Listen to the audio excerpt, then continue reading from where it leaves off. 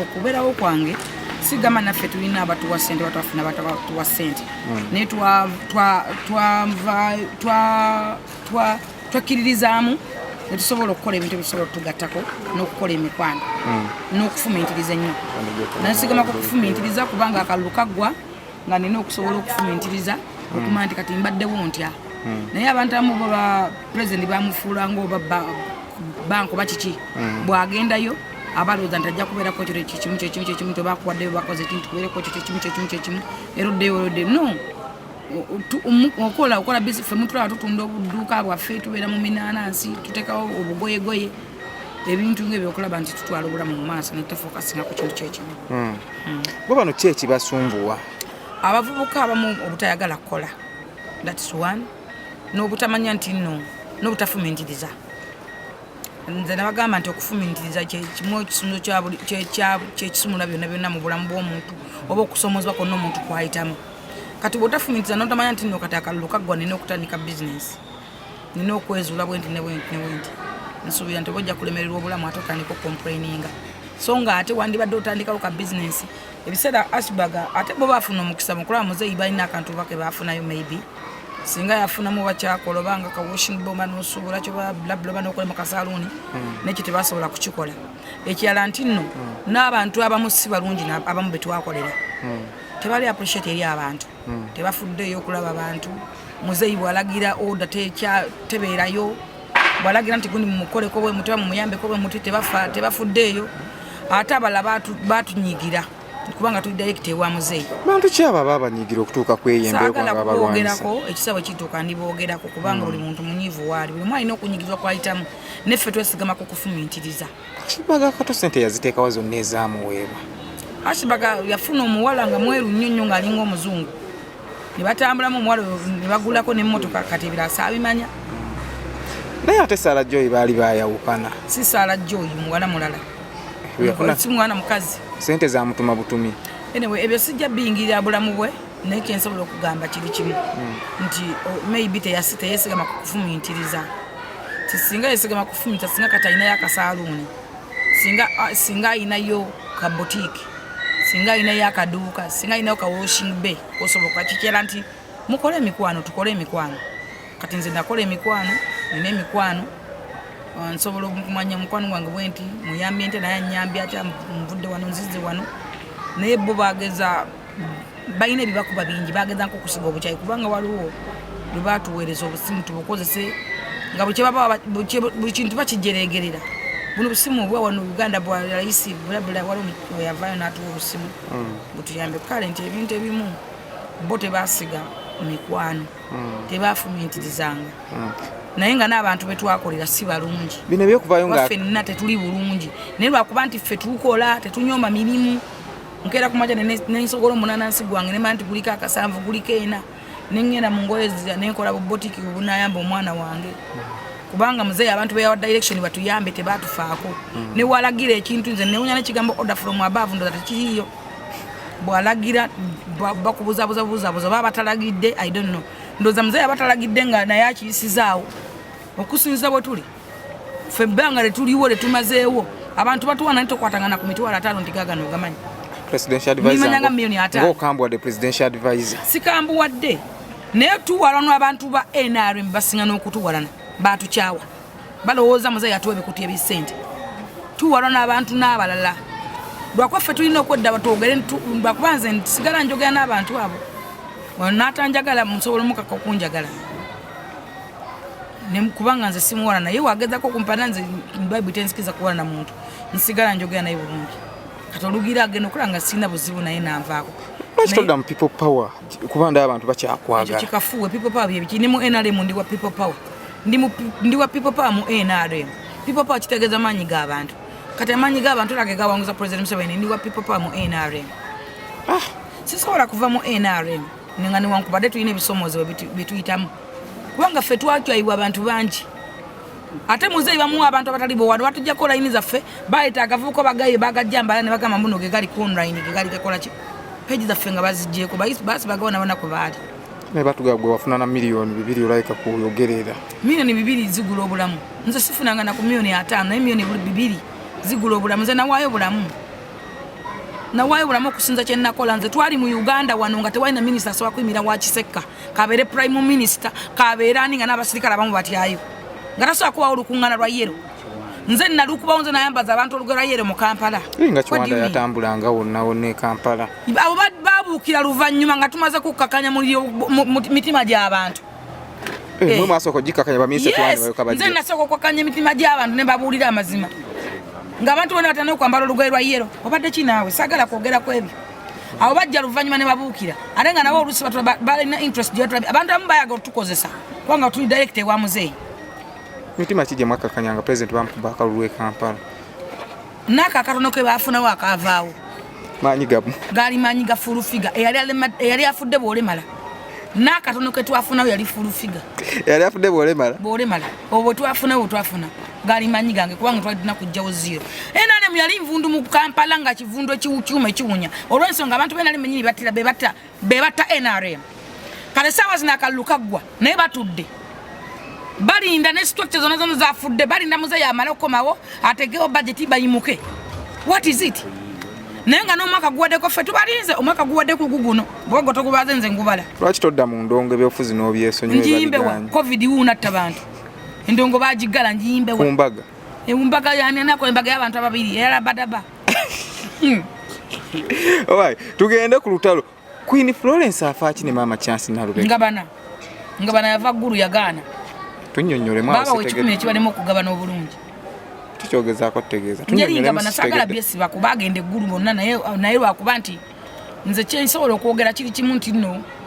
obutasiima n'obutafumiitiriza bye bateezaawo kuba Queen yeyabatwala era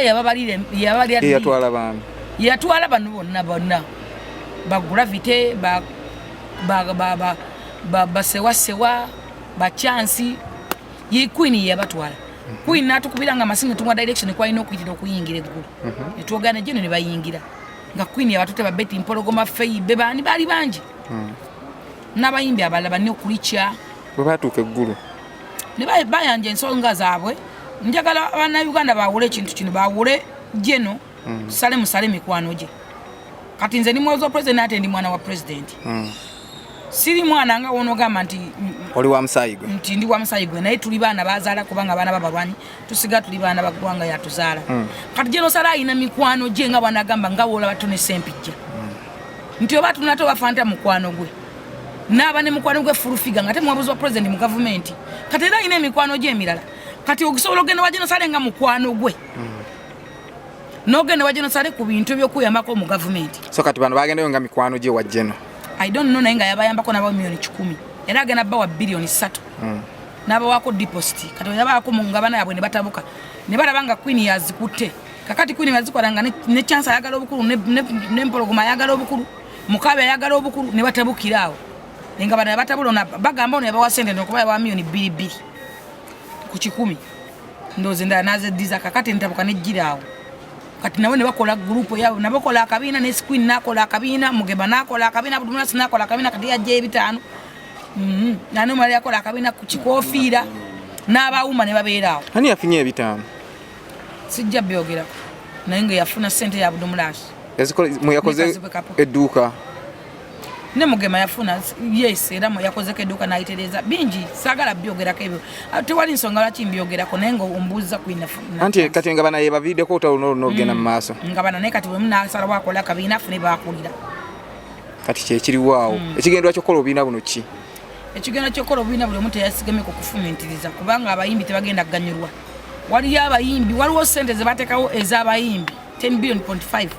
nga za kubabbulula mu bwavu babaddemu ez'okwenazaako ennaku kubanga bamaze omwaka 16 tebakola waliyo abaana nga bafiki fameka nga era ayimiridde ku ndongo ate endongo agiteekamu sente ze nga ba John Black nga main point y'endongo gwe mulimu gwe ye business amaze omwaka 16 atakola omusuubira ki kati bano bakutte sente zino bagabanya obubiina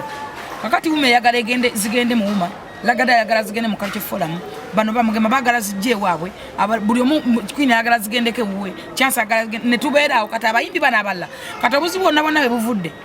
abayimbi bana batebafiirwa ko lwansonga botunna kikofiira kadongo kamu Abdullah kadongo kamu Mugema kadongo kamu Misa kyakulira wuma band music Queen Florence band music chance number band music kati abaana bano bagula tebani ne babeera mu bbanga nga tebafiiriddwako bafikifa maika basipasdana nga bashiba ate nga be baana basinza okukola ennyo okuteekamu sente zaabwe mu ndongo okukwatira music kati bo ne basigala mu bbanga bolagate yagala afuna baana wa miliyoni 2 awandike bina 5 ne wuma tesala wuma ina abayimbi 3 oba 4 tetengeredde bayimbi ki be babalimu Mesindi muyimbi, Big Eye muyimbi, King Michael muyimbi. Ati njagalo ya wulo okuba muyimbi okubeera musician n'obukulembeze ebintu ebyo byawukana. Osobola okuba muyimbi naye nga toli mu element ya bukulembeze tosobola kulembera abantu. Obanga tosobola kubeera leader w'abantu. Leadership. Ekizibu kino looza kivaawa wuma lagadi wa. Abawuma babadde bagamba kubanga ffejje ne yatulise kutereza abantu abo. Abawumanga bagamba bano be bazibu kati bano bayita abazibu twabayise bo bazze bonna ne batuga tubayite kubanze ndi mwabuza president ne Catherine Kusasira bwe twabayise bona abawuma twabayise bajjeko amasimu Anthony yajjeko esimu fina yayimbye abana baga nti babakutte mugema igwe bagamba ekizibu yazze kikofira kwa bagamba ekizibu yazze Queen Florence yaje Tanzania bega yawereza beti mpologoma kati kitegeeza nti buma ye problem ne Lagadi yaganye okujja kati sente wagira bazuwe Lagadi ate omwa sente abayimbi oboere obaziise ate twakyogera bwotyo sente tulina okukola tulina okufuna umbrella eyawamu nga referendum woman association twagala ki twetaaga referendum eyawamu nga tusobola okulonda omukulembeze atwogerera nga wolaba fufa nti fufa ebeerayo nebeera ki naye ng'erina ki kati gongama nti no kubanga bonna balina association wuma association tamwe ne zibeerako nga nonajja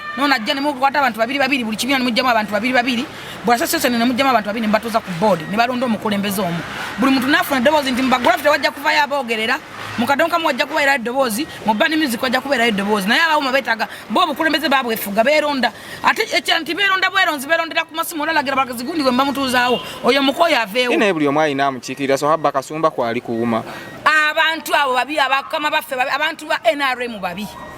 ne tukola ne tuyiwawo omubiri ne tukola buli kimu even ne appreciate ne kabola can you imagine nga bakuwa miliyoni 2 bakusiima biwa njagala oveyo ndagala shit je babimpeera nti miliyoni 2 kwa even 10 sikina muzayi buli gwalagira atuwesende mumuwakanya kubula numbers ze siya maina kigambo order from above oba muzayi yennyini yaba kikoze nga kigendede kwa walagira bakuwete bakuwa nefe tuliyoke tujja kutoba tutunda obutogo tutunde minanansi tusigalewo naye nze mbalinze 2 mukaga kuba nti manyi mujja kunonya ekisokedera nkimanyi bulungi guno mwaka guwedde kati wasigaddeji wasigaddeena ate abantu ba temulina structure because mutia muli batitizi nze nasala wano okuvaayo nenyimira mu goyo olwayere Kampala bani aba babi bokyomera bo bonna abo muzeyi balagira okutuwa esente ne batazituwa okutukolako nga wananga banaye Kasule Lumumba ne banne bonna sinayogera kulumbera Justin Kasule Lumumba tuyambe nnyo okusobola okubeera nga tukyayimidde mu NRM ye muntu gwo kwesimu nagikwata bate bakyakwata lwekyo tuwa amanya gawe nebeera byadda ani jaja na raiso nesimu tagikwata n'okubako yazijjako dda nga wamuwaananga nakulabye omutimbire ku mazaalibwa nga tewakisimu wana mukama wange nga tagala mukoleki ekyokuba nga takutta simu oba nga teriiko tekimunvumya ate okuva kalwekago takwata simu zo yakwata emirundi 2 oba 3 teyaddamu tayagala kumanya nga tetulina situlakica ate maama nakyobe mbu tetulina mama nakyo betabaddeewo generation bagata mina structure zaaliwo luli mu kalulu bamala okuwangula naye nze mbalinze amazzi ekyembagamba kiri kimu mbalinze 226 I don't care ogenda kukola ki 226 ngenda kubeera watekaronda agenda kunyamba baba nasimatuka covid oli omukambwe sigenda kufa ngenda kubeerawo nga mbalinze nze mama wa Museveni nja kubeerawo nja kuwagira Museveni sijja kunoonya kalulu tebadde mukugoba ku mulundi ogwo bana abakyakwetaaga olowooza banatugoba kumu batugobadde bakugoba okusinziira okuba amasimu tebagakwata baminisita batuwewala bani batutya nazo muwa sente ekitundu ekirala kuba nasasula ezo sente nga kuliko eza passport then n'ekitundu ky'okwezo sente endala kuba sente ezirala zali ku account ku bank account ng'ate nze nali sijja accessinga nga mama wange yajja accessinga kuba yagigulawo nga ndi already eri so nga ninasooka ate kutuuka ewaka nzijeyo sente mu banka then musasula ekitundu ekisigalayo katowe musisinkana mwogera ku kinga musinkanye popo twogera kunkolera passport yali express naye nagifunamu nasasula emitwalo 5 kuba bwali obukadde 6 wamu bwonna kati obukadde omukaaga bw'ojjako express bangamba mitwala meka eza passport naye eyo passport nze yagenda buli kimu nenkyekolera buli kimu nze yakyekolera yatwalanga weeks 3 oba n'ennaku nga 3 oba 4 okufuna eyo passport nga te buli kimu gwakyekoledde buli kimu nza era n'omuntu gwe nali naye nagenda naye yanvuga era ne tugenda ewamumu naye waali gwe nagenda naye akuba taliwo wano esaawa eno naye nga gwe nagenda naye nitumu meeting omu ezo ssente era naye yaliwo nga mpamu n'ezo ssente so fa kati bw'omala okuwa momo ssente ezo mwogera ku kinti olwo ebyokugenda byo bigenda kuba bitya yampa 3 weeks nti visa egenda beera out process yonna ejja kuba ewedde nga ntambula that was in December mu December nga 5 ojja otya okwesiga omuntu gw'otamanyi ng'oli e Bulaya n'omusindikira ssente agobere ku bintu no sometimes wetulaba like people living in a limelight oba tosuubira muntu oyo kuba nti asobola okukola ekintu bwekityo kitegeera oba olowooza agenda aba nga akola ekintu mu bulambulukufu bwakyo so nali sisuubira nti asobola okikola okumpitamu emabega that's what I would say nali sisuubira nti asobola okunkola ekyo kyeyakola lwansonga ali mu limelight she's a celebrity wawe wetugetinga confused nomaliza nga wesiza omuntu gwotalina kwesiga so fa kati ebbanga liyitawo tonnaba kugenda owayogerako naye nayogerako naye era twakipinga in touch nga ndimandinga pass gundi visa nebigaana so nenkyusa nemba demandinga refund ne bangamba bagenda soka bampeko 2.5 then the balance bagipinga waisewo 1 week kati nekikipingirawo 1 week neitawo the second week webityo nga tewali kyebakoze so olwagira ne bangamba gundi yatake efunyemu obuzibu biki let's switch to Dubai and bangamba ekyo ogwokusatu oba mugwokuna nga butandika bangamba mubaswitchinge bankolera visa ya Dubai and at the same amount zensasulira take ndabanga nensoka nekidinayinga kati wenabeerawo nembanga ntudde sikola you're waiting for something nogamba sijja genda kufuna mulimu olw'ensonga nsobola obanga nakafuna omulimu then the visa comes out how are you going to explain to your boss bw'oba ofunye nti kati ate biki kiba tekikola makulu okitegeera kiba tekikola makulu so nentuula nga sikola ninda visa kujja awo nemala nenzikiriza nembagamba kale munkolere visa yawa Dubai but what I know visa ya Dubai tesobola kumala wadde omwezi atona gifuna and I have friends nga applying leero then tomorrow nafuna visa naye yange ewezeza ndowooza okuva mu okuna ebadde tenafuna kati wakubeerawo ng'odimandinga ng'obanja ye nga momo kikyagamba nga ye aŋŋamba njogere nabo then mubuulire kye bamugambye afune ekyokukola kati after naŋŋamba simanyi mukwano gwe bamuyita Jesse agenda kumpa ssente kuba nze ndi mu nsi siriimu agenda kumpa ssente agenda muwola ssente ansasule okitegeera then when she comes back accessing accounts ze asasule oyo Jesse okitegeera she sent me nasindikireyo message simanyi obangi naweneyo here yine message gye yansindikira ng'omukwano gwagenda kumpeereza simanyi oba ennaku z'omwezi teziriiko batoogera naye nedda soogera naye lwaki ki ekyabaawo yagetinga off WhatsApp n'ennamba zewozikuba zibukako like ng'ennamba etacyaliko actually I would say yadilitinga WhatsApp account ye wagezako genda ku office na I've been communicating nabo nga bagamba ki nga bangamba things are in process until when I don't know kuba tebabadde tebampa budde nga always what they always say next week tukubireko ku Tuesday ya next week tukubireko ku Wednesday ya next week kwe batyo kye kyakutanudde okuvaayo otandika okumubanja otabuke bwoti?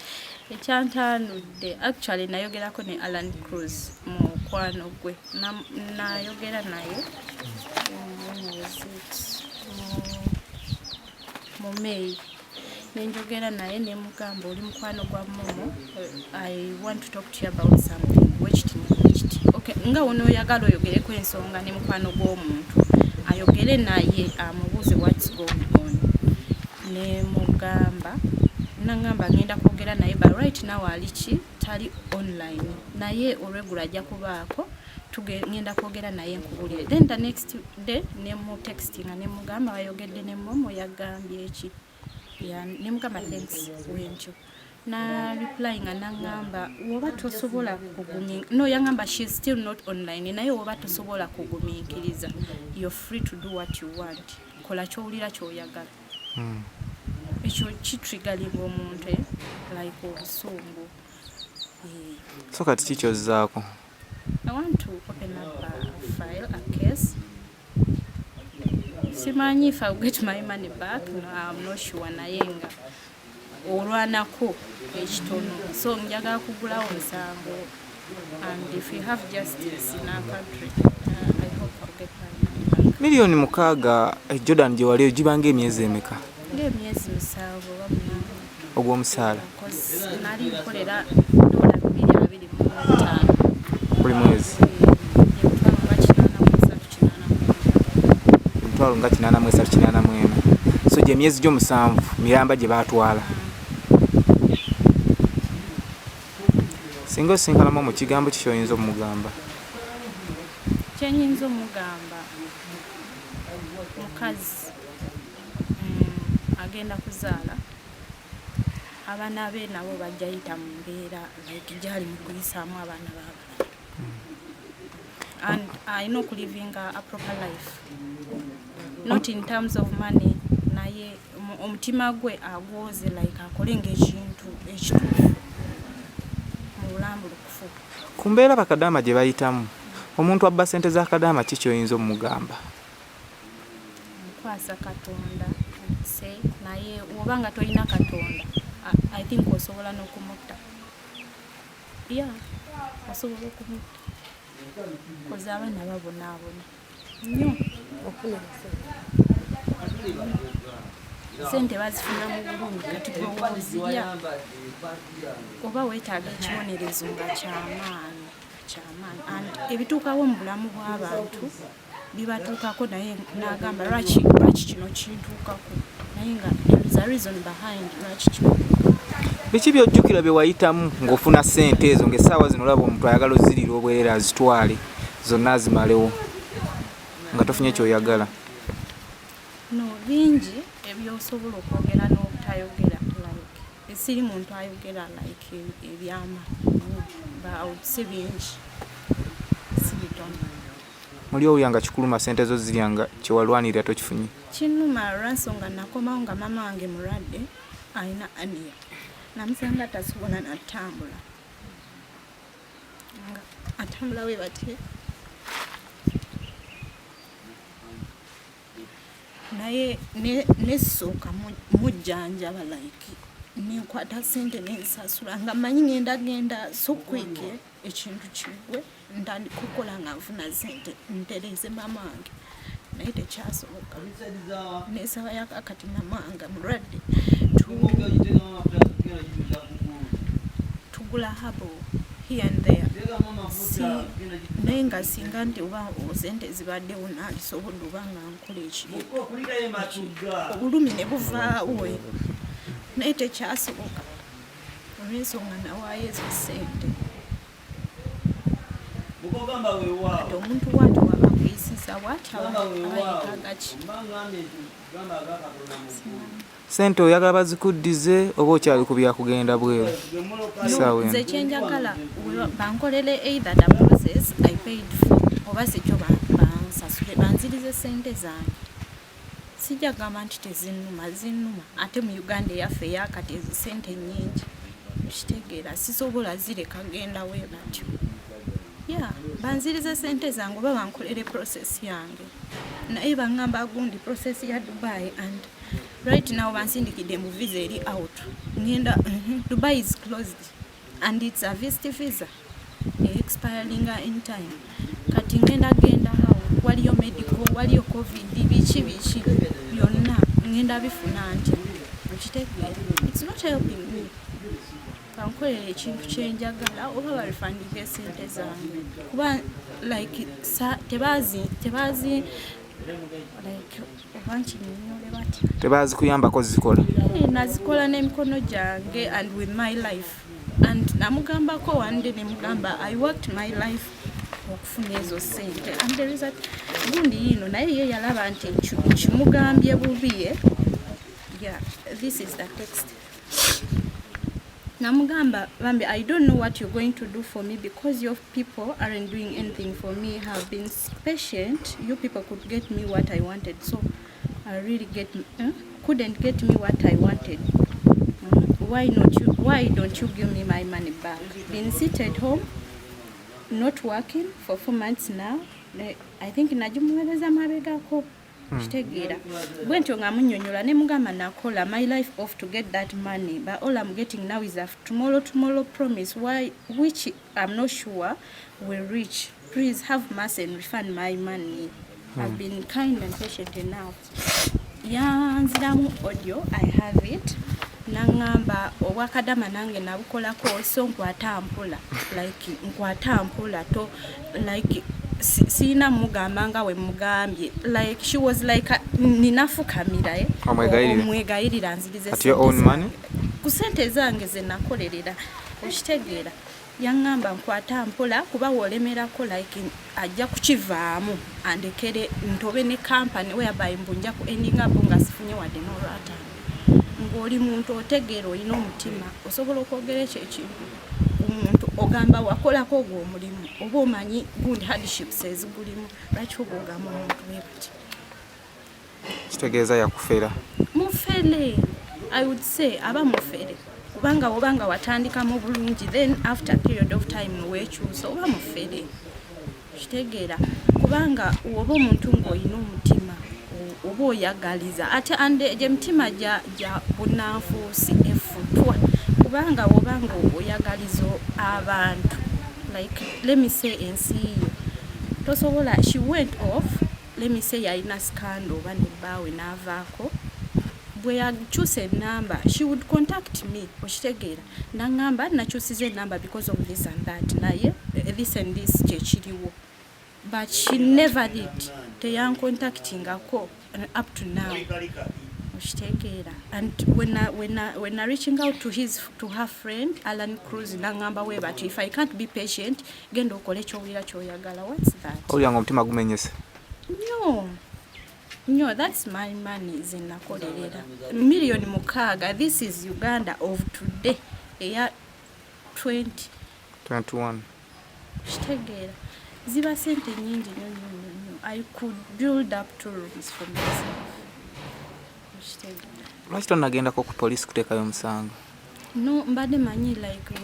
nsooka embeere patient nabo because maybe balina ebibakutte until when naye like balemye so I'm hoping to go ongambye bakuweerezaako visa ebadde egamba ete bana abantu bamanyira ajimpereza like omuze waneeno sawa saa 9:04 so ajimpereza saa 9:16 naŋŋamba your visa and insurance nemugamba how do I confirm it's valid naŋŋamba genda muba amawulire webanga olaba teri kitegeera ngende muba amawulire webanga sintufu gendeyo katikati kati oyo omuntu we batyo okitegeera aba ayagala omukolere ki bigambo ki ebisembayo byoyinza okugamba Momo ne kampuni etwala abantu ebweru yakunyaga sente no nze nganze like sijja kyogere mu luzungu sijja kukola ki like kugamba Momo ne kampani eyo kyenyinza okugamba it's the people abali eyo like don't trust these people so much bangi bajja nga bagunda like nga beewomereza kitegeera nga akulaga everything is going to be quick and simple like nga kirungi naye kasita akufuna webat ebyokuba nga asweteninga gyoli nga bikomaawo ataninga kubeera mubi. These people like balina emitima emibi like they want to go up naye ate baagala like baagala kusitukira ku bitali byabwe okitegeera cause I wouldn't say nti no I'm beefing Momo, I'm nothing, I'm a nobody okitegeera but you demand higher money like okubeera like mugundi ennyo I'm not a celebrity nti wambifinga naye oba kyoba we do the same job bisho okitegeera nida but I'm demanding my money nze siina kyekwangaza ng'olumiro lwa sente zo zaabwe akadaama zamenya okitegeera zimenya nnyo nyazi musanvu simu yangu ng'oli mu kiyumba ng'ozuuka saa 11 nga weebaka sawa oba weebase ku 10 ze weebaka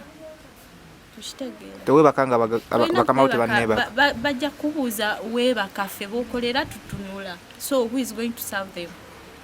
nga weebase olina kutuula oba basize batudde olina osula ng'otuula olina aziri e Uganda nze nabeeranga online all the time because sijja gamba babosi bange baali babi nnyo nti like nali communicating nabeera from day one nayogeranga n'abantu bewange like buli muntu wange nayogeranga naye not because njagala beera online naye lwansonga I can't sleep nga tebannabakolaki kati olaba omuntu ng'ali online ogamba oyo takola like okitegeera but sigamba nti ayagala kati Momo Mukama ajja musasula kya ekisinga like nze kyesobola kukola omwana w'omuntu kasooka kwetondera abafaani bange olw'ebintu bwe bityo naye ekintu kiri nti oyo waliwo omupresenta gwe bayita Musawo Tinta ono ayagala nnyo okubeera manager w'abayimbi ayagala nnyo okubeera presenta Musawo Tinta oyo abadde nga kyali wange nga ntuukirira kuba yakola YouTube channel ye ngagala okufuna engeri gy'ayisaawo ayagala media nga Khalifa gw'amanyi media ngera kyali wange mukusooka yaleetanga abayimbi be naŋŋamba Mandeso omuyimbi ayitirawo ku mawulire kakati Mandeso omuyimbi tusobola okukola amawulire biki n'ompisizaawo muki Khalifa akazannyo okakola ki okamanyi era ono butwali nga tukyali mu bululu yandirirako omuyimbi nti tukole amawulire naye nga amawulire ago gakigaana katulisi ndiri wane eno omweno lockdown eno yennyini nga bayita mu Sobbe nga bamugamba nafunyewo Musawo Tinta nga nafunye omuyimbi omuwala naye ono omuwala ayinamu kumajja alina gyakuula ssente ze already okuteekamu Khalifa n'amuwandiikira oluyimba tukole n'amawulire ku luyimba olwo Sobbe nga ajja ŋŋamba nga magamba ono manyi kiwenza oluyimba oba mbawandiikira oluyimba kale bampa akakadde okukuwandiika oluyimba ne production wa mitwalo 6 yemu 6 ne baŋŋamba ku production bajja kusooka kumpaka emitwalo ameka 3 omuwala ngazze omuwala neninda eddiirwe ekole kyeyitemu naye neŋŋamba Sobbe nti naye kinatuuka okukola amawulire ng'oluyimba tumaze olukola awo manje agala miliyoni 5 kubanga amawulire gabanga gaddugaza amawulire agasinga okukola galina okubanga gakola ki gaddugaza nze ng'engeri gye ndi mu lockdown eno nsobola okukibaabu ne kibeera bunene manya nti nkifunyemu kana akantu akatono kubanga tetukola ssaawa zino so kati bwe tutyo neninda ddiirwe ekole ki ekutuke nga Musawo Tinta ngamba nja muweereza omuyimbi nga ninda bamanyi bagenda kujja ne ssente tewaaliwo tebajja na ssente ne baŋŋamba bajja kumpaako deposit wa mitwalo 3 ku miliyoni 5 ku za production oluyimba ntandika enza okukuba eŋŋoma kati then bwe bajja omuwala baddamu okujja aleete ssente zonna bandeetereko nga miliyoni ng'emu then ziri endala 5 zijja kubeera nga tumaze okukola oluyimba nebagamba naye kati gwe wagala kukola mawulire ki nti atujja kukola oba tugambe bya studio nebagamba naye ate tukola bya studio buli omu akimanyi nti saa zino studio tekyakola ki tekyaliwo era ne interviews zembadde nga nkola nzikolera bweru wa studio kati omuntu kijja kumubiitinga understanding yo nokola amawulire ngali beyond reasonable doubt nentu ne bayiyeyiye ebirala batugambe nti nowamuwa oluyimba ne tukuweza kolabo then video n'ogaana okulabika biki tufune engeri kubanga ono omuwala Shakira yakozesa advantage yo n'akola ki n'ayitawo neŋŋamba nze ekikulu musooke munoonye ku majja ninda manyi ddiiro egenda kuddamu ekole ki ekutuke nagenze kulaba nga bampeereza linki nga bindi ku Musawo Tinta akutte mukazi we yennyini bali mu kukola obukodyo bwabwe nze tebalina kye bansasudde okitegeera ye yeefudde nti ye agenda kuyisizaawo awo omuntu we Tinta era mukazi we bulungi nnyo era babeera bonna Tinta akolera wali ku Metro FM n'omuwala abeera ku Kodi Kampala nzije embeera eno mulabayo era bo bakwatagana kivola ne mu lockdown eno mu babikoze bo batambula ffe tetusobola kutambula bo beesanga ekitegeera atambula namusisinkana bebeera kumpi banneiba era bantu bakolagana kintu ki aliamu biwala babiri mbali mayinda kutolewa kalifa tukola mawulire ngera kufula wakabi bambi omuwala abakudde obusente bwe gyabukudde nga buleta bwa presenter ngoyo musawo Tinta ebyo byamugobya ne ku Munu TV bintu byabubbi era byakutandika kweteka mawulire akoze kachano kembo yagala bakakuba ennyo atambuza mawulire g'okufa gwa Kakabaka bali magambo wife tuteeka mbuzibu ojja kututigo ojja kwagala ofuna likes fate guno mulimu gwa tusosola license ebyo byamugobyayo era ku Munu TV takyakolayo kati kugamba musawo Tinta bwatyo nayagala mbu akola amannya mbu afike president wachi wabannamawulire era mwena agenda kujambu era yagala akole buno buwulire mbu bantu bamuwulire mbu amanaging abayimbi abeera mbayimbi alina YouTube channel kugamba adde mu kifo kyonani ono mwana wa Nuupu ani gundi abadde president wa mawulire omwana Nuupu Kazibwe Bashir era ekyo ekifo kyabadde ayagala kati ayagala kubeera relevant bwatyo munange bwatyo bwe yazannya obuzannyo bwe kisimanyi nti oba yagenza omunaalya ssente z'omuyiwala nenga tenze natazimpa nga bwe twateesa omwalo no sinkana na eddi aganaga muloko down eri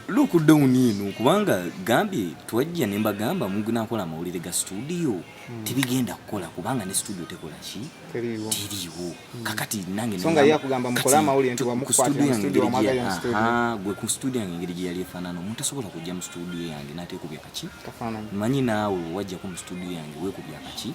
aleteyo akafaananyi kagamba nti nali wano mu studio ya Kaliferi bweti era efaanana bweti buli bagizeemu tulete ebifaananyi by'abantu abalala naye aleete byakola ki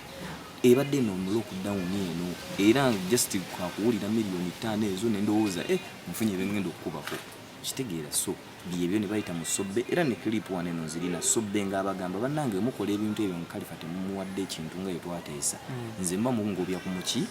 ku mulimu tereza Sobbe yabaladde bibino anti Musawo Tinta ayita muso yabitegera kubanza omulimu gwange kyekikulu okitegeera anti nze omulimu gwange kyekikulu kati anti oli yaba tajja kitegeera ekyo kitegeera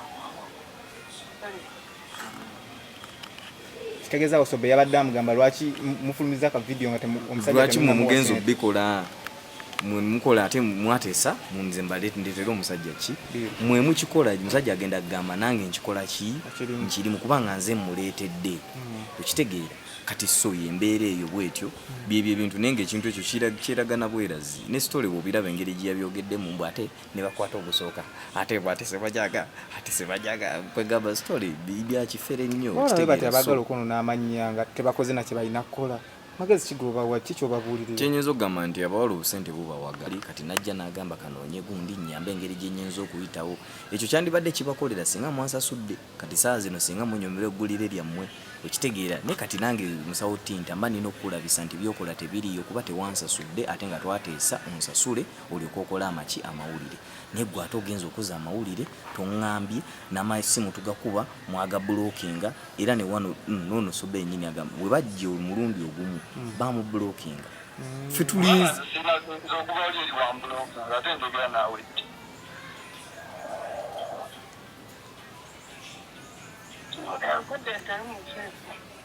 anti kati anti zoba sibitegeera bulungi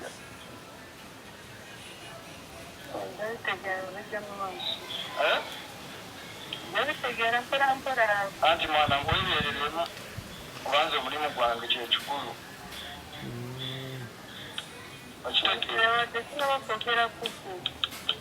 anti nze omulimu gwange kyekikulu kati yalooza endonga evaayo lwa mawulire n'okutambuza amawulire ago nti kintu kyali nti kutambuza amawulire nga balina n'oluyimba nembagamba nobagamba mulina okusooka okukubya ebifaananyi mumba mwagala ebifaananyi bisookerwako ekitone nnyo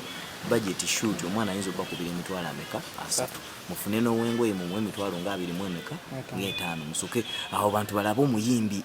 gwe boogerako naye ovayo ogambe mu omuyimbi gwebanga wenna olinga wenna olya olinga emmese mbogamba mboge osikirizaani akukwata okitegeera naye mbagamba olina okuteekayo nti oli mulungi nnyo kwegamba abantu ne bagambira ddala mbutuufu wamma kirabika kiki kituufu naye wenna olinga emmese tunaba kwekolako bwe nabagamba agenda ayiga okunaaba bamunaaze atereere bamukube ebifaananyi kwegamba nga n'omuntu we bamugamba nti bannaye kyekino ekintu omusajja okitegeera so kati musawo tinta ekintu kyo kisigala era kikulidde obula just bafaani bange mbeetondera nti nange tubadde mu covid-19 nga nali manyi ngenda kufuna amagye naye amagye agalabika bwe gajja musawo tinta kennyini ngeyaleeta ddiiru sente ndozo yazirya nga talina kyakukola n'asalawo okukozesa advantage nti kalifa kasite kirungi wagendayo kubanga era omuntu bamubuuza kalifa omulabe akugamba n'ebifaananyi nga balaga biri ku mmotoka nga tebalaga bifaananyi nga muli mu studio nebuuza wamukwatira ku mmotoka so kati kyekyo kyenze ekintu kiri kintu kimu bwana aleetayo akafaananyi studio yange mugimanyi bakalakata bwe yali efaanana bwana agerera mbuze nomubuuza kalefa yamubwa musisinkana ddi akenda kugamba mu lockdown eno kati studio biri era nze n'abayimbi bange benkola nabo bwaninze mpereza kiruyimba kubanga oli aŋŋamba mwana nkolera akayimba nze nenkwata ziddemo zange zenina nemuweereza era olaba kankulage wano bayimbi bangi nnyo wano Buluneedi baani okitegeera tebajjangako wange nti ne bajje bakola ennyimba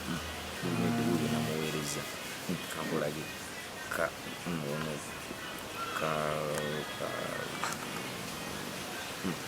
kasita okitegeera nti nobulaba Jeff mbaweereza buweereza nyimba bo ate era bakolera mu studio zebakolaki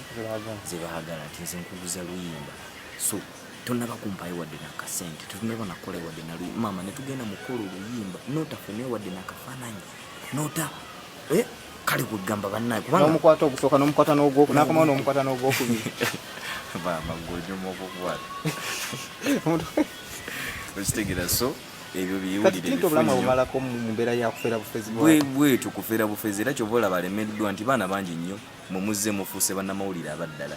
bakeizi bazze bafuuse bakabi nga tinta ali awo kati yakonera mu kifo kimu yatoba n'akona okitegeera bakasuku programu zaabwe baziko yakona kati awo bwatyo bwabeera yeyo obuwulire buno bwawe kale faako bibyashugera era fresh daddy ekyo nekimuluma nange kale nange singa okitegeera kugamba agamawulire kubanga tinda teyakajja mulundi gumu ne bagenda mu MTN ba Airtel ne bakebera DNA yesimu yake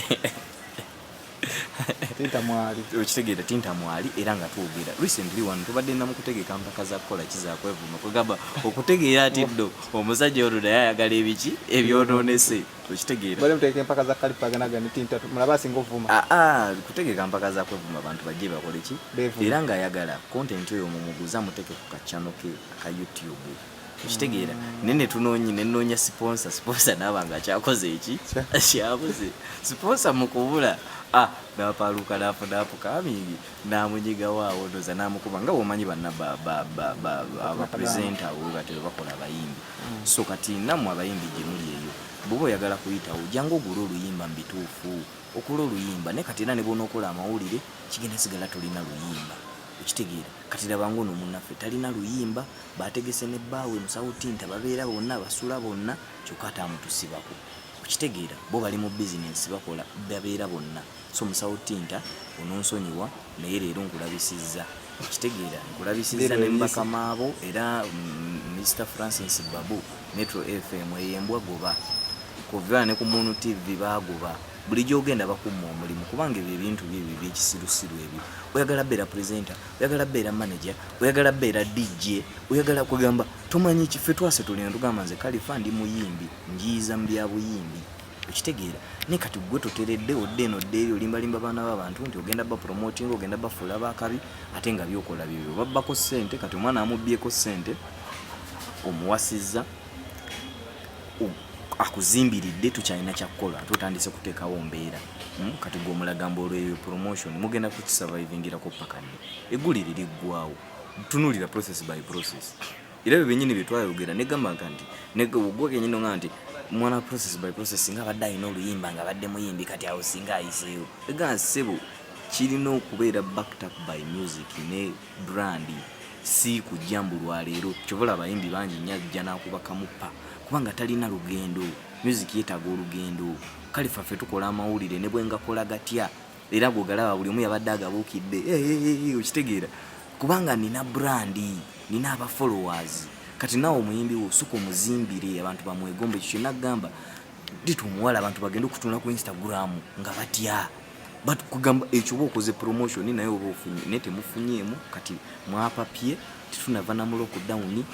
opapye obusente bw'omuwala obulidde tagenda nakuddamu era kutrustinga kuwa ssente era kyasinga okwetaaga era ajja kiri eno wange ajja kumaliza akomyewo